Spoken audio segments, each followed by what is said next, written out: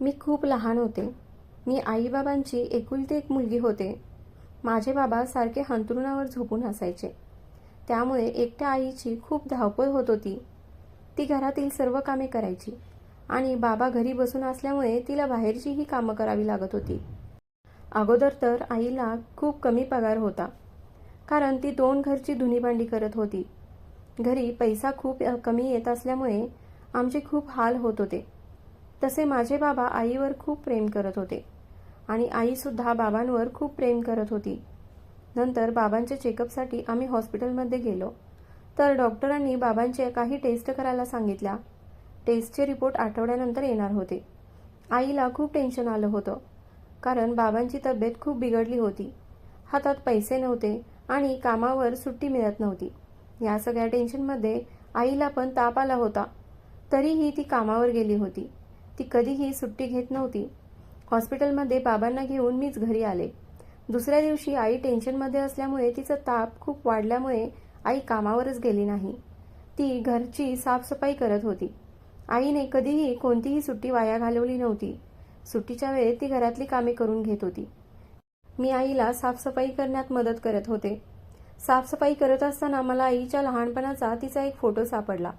तो फोटो आई डान्स करतानाचा होता. त्यामध्ये आई खूप छान दिसत होती आणि दुसऱ्या फोटोमध्ये आईला बक्षीसही मिळालं होतं.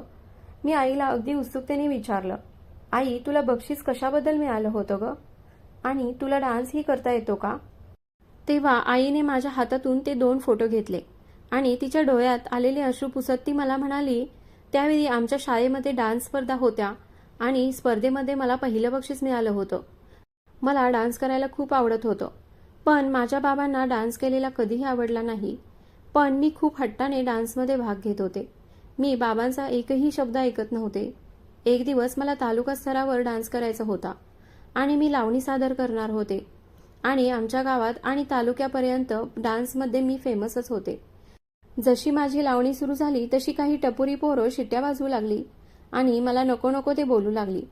तेव्हा माझे बाबाही माझी लावणी बघायला आले होते. त्यांना हे सगळं खूप विचित्र वाटलं. त्यांना खूप लाजल्यासारखं झालं. मग काय, माझ्या बाबांनी माझी दुसऱ्या दिवसापासून शाळा बंद केली आणि माझं लग्न तुझ्या बाबांसोबत लावून दिलं आणि त्या दिवसापासून माझं डान्स होण्याचं स्वप्न अपूर्णच राहिलं. हे सांगताना आई खूप इमोशनल झाली होती आणि बाबाही हे सगळं ऐकत होते. तेव्हा बाबांनी मला जवळ घेतलं आणि म्हणाले, सुजाता, तू डान्सर झाली नाही म्हणून काय झालं? तुझी सावली म्हणजे आपली मुलगी डान्सर होईल. आपण तिला खूप चांगला डान्स शिकवू. असे म्हणून बाबांनी आईच्या डोळ्यातील पाणी पुसले आणि आम्ही तिघे त्या दिवशी एकाच ताटामध्ये जेवण केलं. तसं जेवण काही खास नव्हतं, पण आज आम्ही तिघे समाधानी असल्याचे फील करत होतो. पण त्या दिवसानंतर आमचं आयुष्य बदलूनच गेलं, कारण दुसऱ्या दिवशी बाबांचा रिपोर्ट येणार होता. रिपोर्ट आणायला मीच गेले होते, कारण आई तर कामावर गेली होती. त्या दिवशी रिपोर्ट यायला 4 वाजले होते. रिपोर्ट घेऊन मी डॉक्टरांकडे गेले, पण डॉक्टरांनी मला काहीच सांगितलं नाही. त्यांनी माझ्या आईला ताबडतोब बोलावून घेतलं. मला काही समजत नव्हतं, त्यामुळे मी आईला पटकन बोलावून घेतलं आणि डॉक्टरांनी जे सांगितलं ते ऐकून आईच्या पायाखालची जमीनच सरकली. त्यानंतर आई पटकन खालीच बसली. आईला काय करावं काही सुचेना, कारण तो रिपोर्ट बघून डॉक्टरांनी सांगितलं की बाबांना कॅन्सर झाला आहे आणि तो कॅन्सर तर 3ऱ्या स्टेजला गेला होता. आईला बाबांच्या उपचारासाठी पैसे कुठून आणावे हे कळतच नव्हतं. सर्व नातेवाईकांना फोन केला, पण नातेवाईकांनी हात वर केले. कोणी आईला मदत करायला तयारच नव्हतं.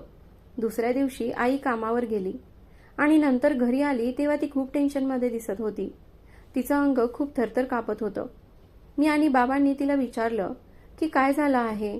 तिने काहीच सांगितलं नाही, पण ती बाबांना म्हणाली, तुम्ही काळजी करू नका, मी तुमच्यासाठी पैसे जमा करीन आणि तुम्हाला बरे करेन आणि तुमचा कॅन्सर पूर्णपणे बरा होईल. तुम्ही फक्त माझ्यावर विश्वास ठेवा. एवढीच आई बोलली आणि आम्हाला जेवण देऊन झोपी गेली. ती त्या दिवशी जेवलीही नव्हती. दुसऱ्या दिवशी उठून आई लाल रंगाची भरजरी साडी नेसून छान मेकअप करून लाल लिपस्टिक लावून सकाळी लवकर उठून कुठेतरी गेली आणि तिला त्या दिवशी घरी यायलाही खूप उशीर झाला होता. आम्ही दोघे विचार करत होतो की आई धुणेभांडी करत होती तेव्हा कधीही तिने मेकअप केला नाही आणि साध्या त्या कपड्यांवरती कामाला जात होती मग आज ती एवढा मेकअप करून कुठे बाहेर गेली असेल, या विचाराने आम्ही खूप गोंधळून गेलो होतो. दुसऱ्या दिवशीही आई खूप मेकअप करून बाहेर कामाला गेली आणि त्या दिवसानंतर आई माझ्या बाबांच्या कॅन्सरवर उपचार करण्यासाठी कुठून पैसे आणत होती काय माहिती. कारण त्या दिवसानंतर आईकडे पैसे खूप यायला लागले होते. घरामध्येही खूप पैसा जमा व्हायला लागला आणि बाबांच्या ट्रीटमेंटसाठी पैसे कमी पडत नव्हते. घरातही चैनीच्या सर्व वस्तू हळूहळू यायला लागल्या होत्या. मला खूप टेन्शन आलं होतं की आई या सगळ्या वस्तू कोणत्या पैशातून आणत आहे आणि आईला एवढे पैसे कोण देत आहे. त्यामुळे एक दिवस मी आईच्या पाठीमागे गेले. तेव्हा माझ्या पायाखालची जमीनच सरकली, कारण आई तर एका डान्स बारमध्ये गेली होती. मी आत डोकावून पाहिलं तर तिथे आई डान्स करत होती आणि त्या पार्टीमध्ये सगळे मोठे मोठे लोक आले होते आणि ते आईवर पैसे उधळत होते. हे सगळं दृश्य बघून मला खूप लाजल्यासारखं झालं. मी तिथून घरी निघून आले आणि बाबांना काहीच न सांगता झोपी गेले. तेव्हा मला समजलं की आई कुठून पैसे आणत आहे ते. पण आईची मजबुरी होती म्हणून आई हे काम करत होती. असाच 1 महिना गेला. आईने बाबांच्या कॅन्सरच्या उपचारासाठी खूप पैसे जमवले आणि बाबांची ट्रीटमेंट चांगल्या डॉक्टरांकडे घेतली. बाबांचा कॅन्सर आता हळूहळू बरा होत आला होता, पण आई थोडी कमजोर झाली होती. एक दिवस मी आणि माझी आई मार्केटमध्ये गेलो होतो. तेव्हा तिथे एक खूप मोठा माणूस आईला 1,00,000 रुपये देत म्हणाला, आज तुम्ही 7 वाजता आमच्या घरी या, तुमचे सगळे प्रॉब्लेम सॉल्व्ह होतील. असे म्हणून तो माणूस तिथून निघून गेला. तो माणूस दिसायला खूप छान होता. फक्त 40 ते 45 वयाचा वाटत होता. नंतर आईने मला घरी सोडलं आणि 7 वाजता आई त्या माणसाच्या घरी गेली. तेव्हा मी पाठलाग करून आईच्या मागे मागे गेले. तेव्हा समोरचं दृश्य बघून मी हैराणच झाले, कारण आई एका खूप मोठ्या बंगल्यामध्ये गेली होती, पण तिथे आईशिवाय कोणालाही जाण्याची परवानगी नव्हती.